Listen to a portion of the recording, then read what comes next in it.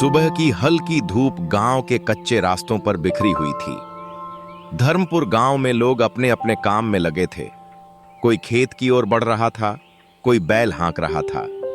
इसी गांव के एक कोने में थी एक टूटी फूटी सी झोपड़ी, जिसके सामने बैठा था एक 20 साल का लड़का, राजू। उसका चेहरा धूल से भरा था, पर आंखों में एक अजीब सी चमक थी। माँ, ये लो पानी। आज तुमने कुछ खाया भी नहीं, चलो थोड़ा दूध पी लो। राजू बेटा, खुद भूखे रहकर मेरी सेवा मत किया कर। तू ही तो अब इस घर का सहारा है। माँ, सहारा बनना ही तो चाहता हूँ। जब पिताजी चले गए तब आपने ही तो मुझे सिखाया था, कभी हार मत मानना। झोपड़ी के अंदर 2 छोटे बच्चे खेल रहे थे, मोनू और पिंकी। मोनू मिट्टी से ट्रैक्टर बना रहा था और पिंकी पुराने कपड़े से गुड़िया सी रही थी। भैया, इस बार फसल अच्छी होगी ना? फिर हम भी स्कूल जाएंगे।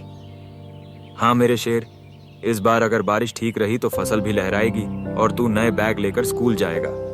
भैया, मेरे लिए क्या लाओगे? चूड़ियाँ? तुम्हारे लिए तो गुड़िया भी लाऊंगा और सबसे सुंदर चूड़ियां भी। बस इन्हीं उम्मीदों के सहारे राजू ने सेठ हरिराम से कर्ज लेकर एक छोटा खेत जोता था। वह दिन रात मेहनत करता था। सुबह से दोपहर तक बैल चलाता और शाम को खेत की मिट्टी को अपने हाथों से सींचता। माँ देखो, फसल कितनी अच्छी आई है। इस बार भगवान ने हमारी सुन ली। बस ये खेत सही सलामत कट जाए बेटा, तो फिर सब ठीक हो जाएगा। लेकिन उसी शाम आसमान में अंधेरा छा गया। तेज हवाएं चलने लगीं और बिजली की चमक के साथ बारिश शुरू हो गई। माँ, खेत में पानी भरने लगा है, मैं देख के आता हूँ। वो भागते हुए खेत पहुंचा। वहां का दृश्य देखकर उसका कलेजा कांप उठा। पूरा खेत पानी से डूब चुका था।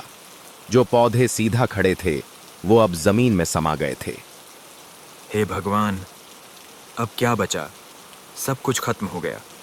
मेरी मेहनत, मेरी उम्मीद सब बह गई। अब बच्चों को क्या खिलाएंगे? घर में तो एक मुट्ठी अनाज भी नहीं बचा है। अगले दिन सुबह राजू अपनी माँ से बोला, माँ, मैं सेठ जी के पास जाऊंगा, उनसे थोड़ा समय मांगूंगा, शायद वो समझ जाएं। ठीक है बेटा, भगवान के घर देर है, अंधेर नहीं। अगले दिन सुबह राजू सेठ हरिराम के पास गया, जिसके पास से उसने कर्जा लिया था। उसे उम्मीद थी कि शायद सेठ थोड़ा सा समय दे देगा। राजू सेठ हरिराम के घर पहुंचा। सेठ बड़ा अहंकारी और लालची था। उसकी आंखों में दया नहीं, सिर्फ कागज की कीमत थी। सेठ जी, बारिश ने सब कुछ तबाह कर दिया, थोड़ी मोहलत दे दीजिए। अगली बार पूरी फसल दूंगा। अगली बार फसल होगी तो सारा कर्ज चुका दूंगा। मुझे कागज से मतलब है, भावना से नहीं। अब वो जमीन मेरे नाम है और तुम लोग तुरंत उसे खाली कर दो। मुझे मोहलत नहीं चाहिए। तूने जो कागजों पर अंगूठा लगाया था, उस हिसाब से अब जमीन मेरी है। तुम्हें अब कोई मोहलत नहीं मिलेगी राजू। कागज के हिसाब से अब वो जमीन मेरी है। सेठ जी, वो जमीन मेरी माँ की निशानी है, उसे मत छीनिए। सेठ जी, वो मेरी पुश्तैनी जमीन है, आप ऐसा मत करिए। मुझे तेरी माँ से नहीं, तेरी जमीन से मतलब है। अब जाकर अपना सामान समेट और जगह खाली कर। मुझे कागज से मतलब है, भावना से नहीं। अब वो जमीन मेरे नाम है और तुम लोग तुरंत उसे खाली कर दो। राजू के पैरों तले जमीन खिसक गई। अब उसके पास न खेत था, न पैसा और न ही रहने की जगह। माँ, अब गांव में हमारे लिए कुछ नहीं बचा। चलो जंगल की ओर चलते हैं, शायद कोई जगह मिल जाए सिर छुपाने की। ठीक है बेटा, जैसी तेरी मर्जी। अब तो भगवान ही मालिक है। और इसी के साथ एक गरीब किसान अपने टूटे सपनों को समेटे अपने परिवार को लेकर निकल पड़ा, अनजाने अंधेरे की ओर। सेठ ने उन्हें जमीन से भी निकाल दिया था और अब उनके पास ना घर का ठिकाना था, ना ही खाने के लिए कुछ था। राजू का परिवार एक बार फिर सड़क पर था। बारिश अब रुक चुकी थी, लेकिन उनके जीवन की बरसात थमने का नाम ही नहीं ले रही थी। चलो माँ, अब पीछे मत देखो। जो हो गया उसे सोचने से कुछ नहीं होगा। अब घर नहीं बचा माँ, बस जिम्मेदारी बची है इन बच्चों की। इन्हें भूखा नहीं सोने दूंगा, चाहे मुझे कुछ भी करना पड़े। अभी हम एक जगह चल रहे हैं, वहां शायद कोई बूढ़े बाबा रहते हैं जंगल के किनारे पर। सुना है वो अच्छे इंसान हैं। मुझे भूख लगी है भैया, खाना चाहिए। थोड़ा और चल ले बेटा, वहां पहुंचते ही कुछ इंतजाम कर लेंगे। राजू का परिवार गांव से बाहर निकलकर जंगल की ओर बढ़ गया। राजू माँ और छोटे भाई बहन के साथ जंगल की ओर निकल पड़ा। रास्ता लंबा था, लेकिन राजू के दिल में सिर्फ एक बात थी, मैं अपने परिवार को भूखा नहीं मरने दूंगा। चलते चलते उन्हें जंगल में एक टूटी सी कुटिया दिखाई दी। वहां एक साधु बाबा अग्नि के सामने ध्यान में लीन थे। बाबा प्रणाम, हम लोग बहुत मुसीबत में हैं। हमारे पास अब कुछ भी नहीं बचा। बेटा, तुम्हारे चेहरे पर ईमानदारी दिख रही है। तुम चाहो तो इस कुटिया में रह सकते हो। कुछ ज्यादा नहीं है, लेकिन सिर छुपाने की जगह मिल जाएगी। आपका धन्यवाद बाबा, भगवान आपको सुख दे। आपका बहुत आभार है बाबा जी, भगवान आपका भला करे। अब वही कुटिया उनकी नई जिंदगी बन गई। अगले दिन सुबह राजू जंगल में लकड़ी काटने निकला ताकि बाजार में उसे बेचकर कुछ पैसे मिल जाए। माँ, मैं जंगल जा रहा हूँ, लकड़ियाँ काट कर लाऊंगा, फिर उसे बेचकर कुछ सब्जी लाएंगे बच्चों के लिए। जल्दी लौट आना बेटा, खाना भी बनाना है और बच्चों को भी कुछ खिलाना है।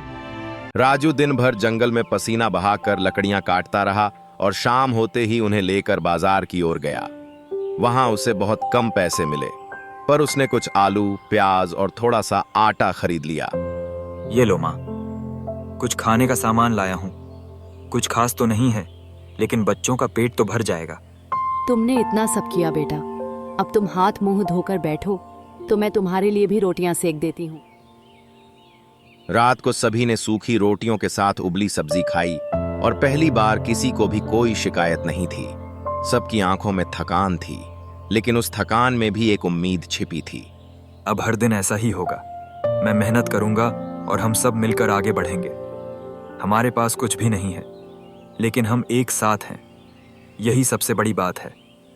कठिनाइयों का पहाड़ उनके सामने खड़ा था, लेकिन राजू ने हार नहीं मानी। उसका सफर अभी लंबा था, लेकिन उसका इरादा सटीक था। राजू अब रोज जंगल जाकर लकड़ियां काटता और शाम तक उसे बाजार में बेचकर जो भी मिलता उससे राशन लाता। बच्चों की आंखों में अभी भूख दिखती थी, लेकिन वो अब शिकायत नहीं करते थे। परिवार के लिए संघर्ष अब उनकी आदत बन गई थी। रात का समय था। कुटिया के चारों ओर केवल झींगुरों की आवाज और दूर कहीं भौंकते जंगली कुत्तों की गूंज थी। राजू टूटी हुई खाट पर लेटा था, मगर नींद नहीं आ रही थी। उसके पास सो रहे थे मोनू और पिंकी, भूख से बिलखते हुए। अगर ऐसे ही चलता रहा तो एक दिन माँ और ये दोनों भूख से मर जाएंगे। कुछ करना होगा। भगवान, रास्ता दिखा दो। सुबह होते ही राजू जंगल में लकड़ियां काटने निकल पड़ा। उसके हाथों में एक पुराना सा कुल्हाड़ी था जो बाबा जी ने दिया था। दिन भर राजू लकड़ियां काटता और शाम को उन्हें बेचने के लिए गांव के किनारे जाता। 10-10 किलो लकड़ियां उठाकर ले जाना आसान नहीं था। अरे छोरे, ये लकड़ी तो गीली है, ज्यादा नहीं दूंगा, बस 5 रुपए दूंगा। साहब, इसमें बहुत मेहनत लगी है, कम से कम 10 तो दे दीजिए। चल भाग यहां से, ज्यादा दिमाग मत चला। पसीने से भीगा शरीर, भूख से सूखा पेट, लेकिन हिम्मत नहीं टूटी। एक दिन ऐसा आएगा जब लोग मेरे पास आकर मदद मांगेंगे और मैं उन्हें माफ कर दूंगा। एक शाम जब राजू लकड़ियां बेचकर लौटा तो देखा मोनू बुखार में तप रहा है। राजू, देख तो, मोनू का शरीर जल रहा है। पास के गांव में वैद्य है, पर हमारे पास पैसे नहीं हैं। राजू भागा भागा गया बाबा जी के पास। बाबा जी, मेरी माँ कह रही है मोनू को बुखार है, कुछ उपाय बताइए। बेटा, एक रास्ता है, लेकिन वह आसान नहीं। बाबा, आप बताइए तो सही, मैं कुछ भी करूंगा। इस जंगल के उत्तर दिशा में एक जादुई पेड़ है। वो पेड़ आम नहीं, उसमें एक पूरी जादुई दुनिया छिपी है। उसके अंदर से अगर तुम नीली बूटी ला सको तो मोनू का इलाज हो सकता है। जादुई पेड़, उसमें अंदर जाना कैसे संभव है? पेड़ के पास पहुंचो और कहना, ओ पेड़ देवता, सच्चे दिल वाले की पुकार सुनो। अगर तुम्हारा दिल सच्चा हुआ तो रास्ता खुल जाएगा। लेकिन ध्यान रखना, वहां की दुनिया अलग है। परीक्षा होगी, डर भी होगा। मैं तैयार हूं बाबा। मेरे भाई के जीवन से बढ़कर कुछ नहीं। अगली सुबह सूरज की किरणें झरनों में झिलमिला रही थीं। राजू ने मां और पिंकी को बाबा जी के पास छोड़ा और तपस्वियों जैसी गंभीरता के साथ जंगल की गहराई में बढ़ चला। घने पेड़, अजीब अजीब आवाजें, जगह जगह झाड़ियों से झांकते जंगली जानवर, लेकिन राजू बिना डरे चलता गया। तकरीबन 3 घंटे की यात्रा के बाद उसे एक विशालकाय पेड़ दिखा जो बाकी पेड़ों से अलग था। उसका तना नीला हरा चमकता था और ऊपर से सुनहरी रोशनी फूट रही थी। ओ पेड़ देवता, सच्चे दिल वाले की पुकार सुनो। मैं अपने भाई को बचाना चाहता हूं, मुझे रास्ता दो। तुम सच्चे दिल से आए हो, इसलिए दरवाजा खुलता है। पेड़ की जड़ों के बीच से एक चमकता हुआ द्वार खुल गया। राजू की आंखें फटी की फटी रह गईं। क्या सच में मैं किसी दूसरी दुनिया में जा रहा हूं? राजू जैसे ही अंदर गया, वह एक नई दुनिया में पहुंच गया। नीले आसमान के नीचे झीलें चमक रही थीं, फूल बातें कर रहे थे और हवाएं संगीत बना रही थीं। हर तरफ एक सुकून था, लेकिन उसे पता था कि असली मिशन अभी बाकी है।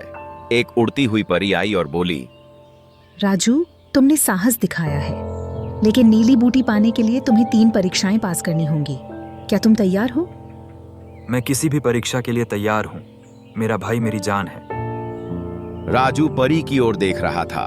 उसके मन में डर भी था और अपने भाई मोनू के लिए साहस भी। उसकी आंखें परी के शांत चेहरे पर टिकी थीं, मानो हर शब्द में अपने भाई के जीवन की कुंजी ढूंढ रहा हो। राजू, तुम्हारे मन में प्रेम और त्याग तो है, यह मैं देख सकती हूँ। लेकिन याद रखो, इस कठिन परीक्षा में सफलता केवल इन्हीं पर निर्भर नहीं करेगी। इसके साथ साथ तुम्हें धैर्य, बुद्धि और दया का भी प्रदर्शन करना होगा। क्या तुम इन सब के लिए तैयार हो? मैं तैयार हूं परी देवी। मेरे भाई की जिंदगी इस पर निर्भर है। मैं कोई भी परीक्षा देने को तैयार हूं, चाहे कितनी भी कठिन क्यों न हो। पहली परीक्षा, बुद्धि की परीक्षा। परी राजू को अपने साथ द्वार के पास ले गई। द्वार से एक हल्की रहस्यमयी रोशनी फूट रही थी जो राजू के चेहरे पर पड़ रही थी। अंदर प्रवेश करते ही वह एक विशाल पुस्तकालय में पहुंच गया। किताबों की अलमारियां आसमान छू रही थीं और हवा में पुरानी कागजों और ज्ञान की एक अजीब सी गंध थी। वहां 4 दरवाजे थे, हर एक पर बड़े अक्षरों में लिखा था धन, बल, ज्ञान और प्रेम।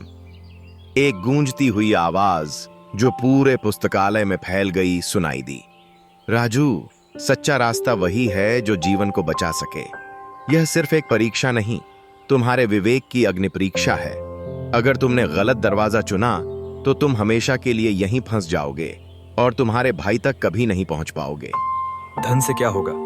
क्या धन से मोनू की बीमारी ठीक हो जाएगी? नहीं, धन से सिर्फ दवाई खरीदी जा सकती है, बीमारी नहीं जाती। बल से तो सिर्फ दुश्मनों से लड़ा जा सकता है, बीमारी से कैसे लड़ेंगे? बल से बीमारी दूर नहीं होगी। प्रेम से तो रास्ता दिखता है। हाँ, प्रेम से मुझे यहां तक आने की प्रेरणा मिली, लेकिन सिर्फ प्रेम से इलाज नहीं होगा। मुझे कुछ ऐसा चाहिए जिससे मोनू सच में ठीक हो जाए। ज्ञान, हाँ, वैद्य, दवा, इलाज, यह सब ज्ञान से ही तो आता है। सही इलाज का ज्ञान ही तो मोनू को बचाएगा। उसकी आंखों में चमक आ गई। राजू ने बिना किसी संकोच के ज्ञान वाला दरवाजा खोला। जैसे ही उसने दरवाजे को छुआ, एक तेज रोशनी चमकी और परी उसके सामने आ गई। उसकी आंखों में प्रशंसा का भाव था। तुमने सही उत्तर चुना राजू। तुम्हारी बुद्धि ने तुम्हें सही मार्ग दिखाया। तुमने सिर्फ दरवाजा नहीं, बल्कि अपने भाई के जीवन का मार्ग चुना है। अब चलो अगली परीक्षा की ओर। यह और भी चुनौतीपूर्ण होगी। दूसरी परीक्षा, धैर्य की परीक्षा।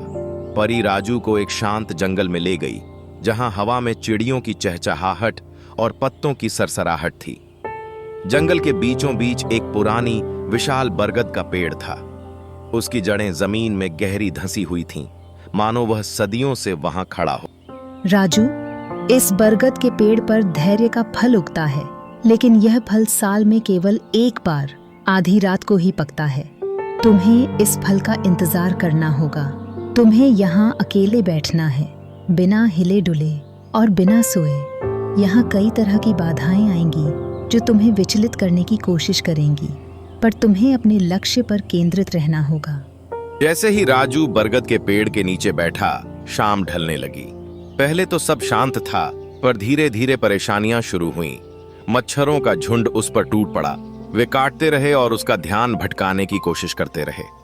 राजू ने अपने हाथों को मुट्ठी की तरह भींच लिया, पर हिला नहीं। फिर अजीबोगरीब आवाजें जंगल में गूंजने लगीं, कभी भेड़ियों की डरावनी आवाज तो कभी किसी बच्चे के रोने जैसी।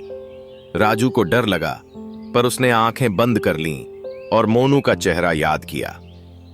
रात और गहरी हुई और भूख और प्यास उसे सताने लगी।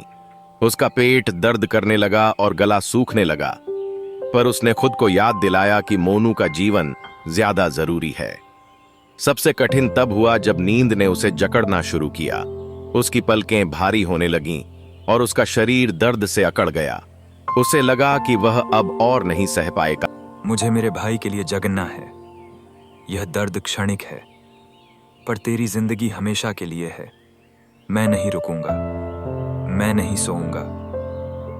उसने अपने अंदर से एक अदृश्य शक्ति खींची, अपनी इच्छा शक्ति को मजबूत किया और आंखें खोलकर बरगद के पेड़ को देखता रहा, मानो वह पेड़ ही उसकी आशा का प्रतीक हो। सुबह होने वाली थी और चांद अपनी अंतिम रोशनी बिखेर रहा था। राजू ने देखा कि एक सुनहरा फल धीरे धीरे बरगद की एक टहनी से नीचे आया और उसके हाथों में आ गिरा। उसने उसे उठाया और उसकी आंखों में जीत की चमक थी। वह थका हुआ था, पर उसके चेहरे पर अदम्य शांति थी। बहुत कम लोग यहाँ तक पहुँचते हैं राजू। तुमने सिर्फ फल नहीं उठाया, तुमने अपनी आत्मा की शक्ति और असाधारण धैर्य का प्रदर्शन किया है। तुम्हारा संकल्प अद्भुत है। तीसरी परीक्षा, दया और त्याग। परी राजू को एक सुंदर झील के पास लाई, जिसका पानी क्रिस्टल सा साफ था। सूरज की किरणें पानी पर चमक रही थीं, पर राजू के मन में अब भी मोनू की चिंता थी। वहां एक छोटा बच्चा बैठा रो रहा था। उसके शरीर पर फफोले थे, आंखों में दर्द और लाचारी साफ झलक रही थी। उसकी आवाज इतनी कमजोर थी कि मुश्किल से सुनाई दे रही थी। क्या हुआ छोटे भाई, तुम क्यों रो रहे हो? मुझे नीली बूटी चाहिए, नहीं तो मैं मर जाऊंगा। मैं बहुत बीमार हूँ। मैंने बहुत लोगों से मांगी, पर किसी ने नहीं दी। सबने मना कर दिया। उसकी आवाज में दर्द और निराशा थी, मानो उसने हार मान ली हो। राजू का दिल पिघल गया। यह उसके लिए सबसे कठिन परीक्षा थी। उसने सोचा, अगर मैंने इसे फल दे दिया तो मोनू का क्या होगा? मैंने इतनी मेहनत से इसे पाया है। मोनू की जान भी तो खतरे में है। एक पल के लिए उसके मन में संघर्ष हुआ। उसके सामने अपने भाई का तड़पता हुआ चेहरा आ गया और फिर इस मासूम बच्चे की लाचार सूरत। फिर उसने आंखें बंद कीं, एक गहरी सांस ली और अपने मन में एक दृढ़ निश्चय किया। उसने अपनी निजी पीड़ा को एक तरफ रखकर दया को चुना। उसने कहा, तेरी जान पहले है छोटे भाई, तू ले ले ये फल। मुझे नहीं पता मेरे भाई के लिए कोई और रास्ता मिलेगा या नहीं, लेकिन मैं तेरी जान नहीं जाने दे सकता। मैं मोनू के लिए कोई और रास्ता ढूंढूंगा, चाहे मुझे फिर से जंगल जंगल भटकना पड़े। राजू ने अपने हाथ में पकड़ा हुआ कीमती धैर्य का फल बच्चे की ओर बढ़ा दिया। उसके चेहरे पर एक अलौकिक शांति थी। जैसे ही उसने फल बच्चे को दिया, एक चमत्कार हुआ। बच्चा परी का रूप धारण कर लिया। उसकी आंखों में अब और भी अधिक प्यार और सम्मान था। राजू, तुमने आखिरी परीक्षा पास कर ली है। तुमने अपनी सबसे कीमती चीज का त्याग किया, एक अजनबी के जीवन को अपने भाई के जीवन से ऊपर रखा। तुमने दया और त्याग दिखाया। यही सच्चा जादू है। यही वह शक्ति है जो दुनिया में बदलाव ला सकती है। मैं तुम्हें बधाई देती हूँ। परी ने मुस्कुराकर राजू को असली नीली बूटी दी और कहा, राजू, अब इसे लेकर जाओ। यह तुम्हारे भाई को तुरंत ठीक कर देगी। लेकिन याद रखना, तुमने जो किया वह सिर्फ एक जादू नहीं था, यह एक मिसाल है। यह दूसरों के लिए प्रेरणा है। तुम्हारी निस्वार्थता और दयालुता हमेशा याद रखी जाएगी। परी ने उसे आशीर्वाद दिया। राजू ने जादुई पेड़ का धन्यवाद किया और बिना एक पल भी रुके दौड़ते हुए जंगल पार किया। उसके मन में अब कोई डर नहीं था, सिर्फ अपने भाई से मिलने की तीव्र इच्छा थी। वह जानता था कि अब मोनू ठीक हो जाएगा। जब वह कुटिया पहुंचा, मोनू का शरीर बुखार से तप रहा था। उसकी सांसें तेज चल रही थीं। सरस्वती और कुछ पड़ोसी चिंतित होकर उसके पास बैठे थे। राजू ने बूटी का तुरंत काढ़ा बनाकर उसे पिलाया। उसने मोनू का माथा सहलाया। उसके चेहरे पर उम्मीद की किरण थी। कुछ ही देर में मोनू की आंखें खुल गईं। उसकी आंखों में चमक लौट आई थी। उसने राजू की ओर देखा और एक हल्की मुस्कान उसके होंठों पर आई। राजू बेटा, तू भगवान का भेजा हुआ दूत है। तूने मेरे बेटे को नई जिंदगी दी है। मैं तेरा यह एहसान कभी नहीं भूलूंगी। भैया, तू सच में हीरो है। मुझे पता था तू मुझे बचाने आएगा। धन्यवाद भैया। राजू ने अपने भाई को गले लगाया और उसके मन को एक गहरी शांति मिली। उसने जो कुछ किया था वह सब इसके लायक था। राजू जब अपने भाई मोनू को ठीक करके खेत की ओर निकला तो गांव वाले उसे देखकर पूरी तरह से हैरान रह गए। उनकी आंखों में अविश्वास और जिज्ञासा दोनों साफ झलक रही थीं। अरे ये तो वही लड़का है ना जिसका भाई बीमार था। मैंने सुना था कि वह तो मरते मरते बचा था। हाँ, लेकिन अब तो उसका चेहरा चमक रहा है, जैसे किसी देवता का आशीर्वाद मिला हो। ये कोई मामूली बात नहीं है, लगता है कोई चमत्कार हुआ है। शायद गांव के अच्छे दिन आने वाले हैं। ये सब एक जादुई पेड़ और मेरी माँ की दुआओं से हुआ है। भाइयों और बहनों, मोनू अब बिल्कुल ठीक है और अब मैं चाहता हूँ कि हम सब मिलकर अपने खेतों को तैयार करें। बारिश जरूर आएगी, मुझे इस पर पूरा विश्वास है। गांव वालों के चेहरे पर संदेह की एक पतली परत छाई हुई थी। उन्होंने पिछले 4 सालों से सूखा झेला था और उम्मीद की हर किरण लगभग बुझ चुकी थी। मगर बेटा, बहुत दिनों से बारिश नहीं हुई। हमारी सारी फसलें सूख गईं और हमारी उम्मीदें भी। हमारा तो अनाज का दाना दाना भी खत्म हो गया है। अब किस हिम्मत से खेती करें? तुम अभी जवान हो, तुम्हें इस सूखे की असली मार का पता नहीं। राजू ने उनकी शंकाओं को भांप लिया। उसने एक गहरी सांस ली और आत्मविश्वास भरी मुस्कान के साथ जवाब दिया। इस बार हमारी मेहनत बारिश को भी झुकाएगी। अगर हम सब मिलकर एक साथ काम करें तो प्रकृति भी हमारी लगन के आगे झुकने को मजबूर हो जाएगी। मुझे बस आपके विश्वास और साथ की जरूरत है। अगले दिन से राजू हर सुबह सूरज निकलने से पहले ही खेत की ओर निकल जाता। राजू जानता था कि यह सिर्फ उसकी लड़ाई नहीं, बल्कि पूरे गांव की उम्मीद थी। गांव के कुछ बुजुर्ग जो अपनी उम्र और अनुभवों के कारण निराश हो चुके थे, राजू के पास आए। उनके चेहरों पर चिंता की गहरी लकीरें थीं। तुम अकेले हो बेटा, खेती करेगा तो क्या होगा? ये जमीन तो पत्थर हो चुकी है, इसमें तो अब कुछ उग नहीं सकता। हमने भी बहुत कोशिश की, अपनी पूरी जवानी लगा दी इन खेतों को सींचने में, लेकिन इस सूखे ने सब छीन लिया। यह काम सिर्फ तुम्हारे बस का नहीं है बेटा, तुम अपनी जान खतरे में डाल रहे हो। बाबा, अगर एक दिया जल सकता है तो वह पूरे गांव को रोशन कर सकता है। मुझे बस एक मौका दीजिए और अपना साथ दीजिए। मैं आपसे वादा करता हूं, मैं आपको निराश नहीं करूंगा। हमारा गांव फिर से हरा भरा होगा। राजू की बातों में सच्चाई और लगन थी। उसकी आंखों में चमक और उसके इरादों में दृढ़ता देखकर धीरे धीरे गांव के और लोग भी उसकी बात मानने लगे। गांव में एक जमींदार था, लोभराज। उसका नाम ही उसके स्वभाव को दर्शाता था। लोभराज यानी लोभ का राजा। वह हमेशा चाहता था कि गांव के लोग उससे ऊंचे ब्याज पर उधार लें और जब वे कर्ज चुका न पाएं तो वह उनकी जमीनें और खेत छीन ले। जब उसने देखा कि राजू नाम का एक मामूली लड़का बिना किसी मदद के खेती कर रहा है, और उससे भी ज्यादा चौंकाने वाली बात यह थी कि गांव वाले भी धीरे धीरे उसके साथ हो रहे थे, तो उसे बहुत गुस्सा आया। ने अपने सबसे वफादार और चालाक नौकर को बुलाया। उसकी आंखों में आग थी। ये राजू, यह लड़का अगर ऐसे ही चलता रहा तो गांव में मेरा राज खत्म हो जाएगा।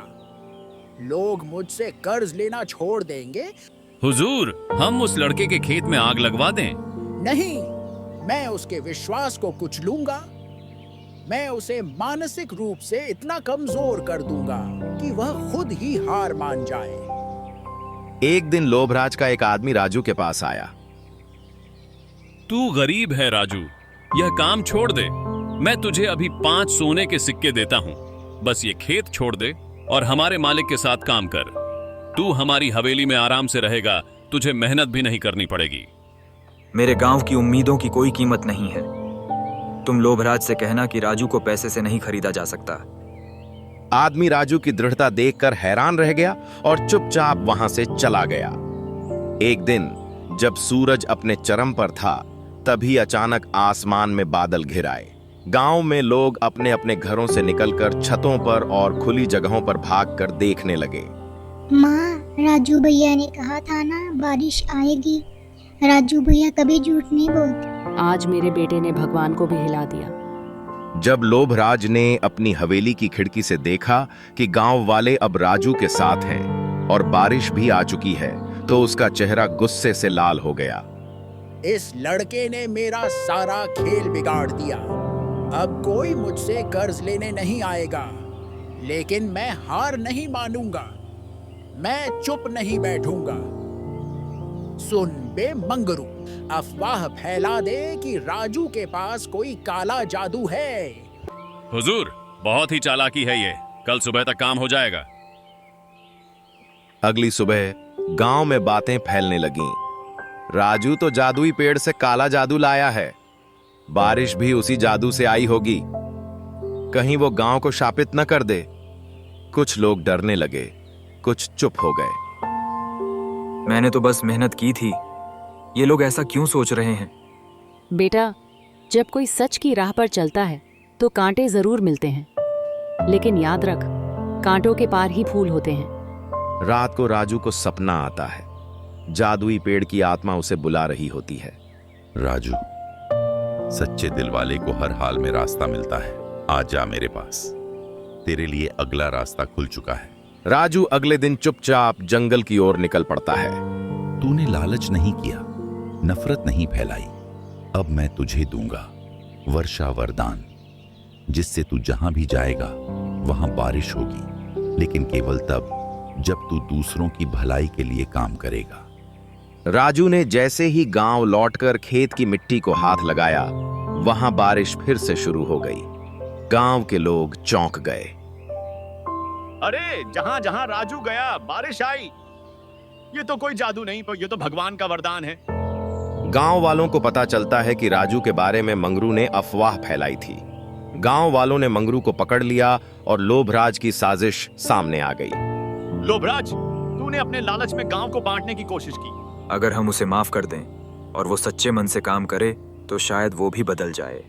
राजू, तू सच में बड़ा है।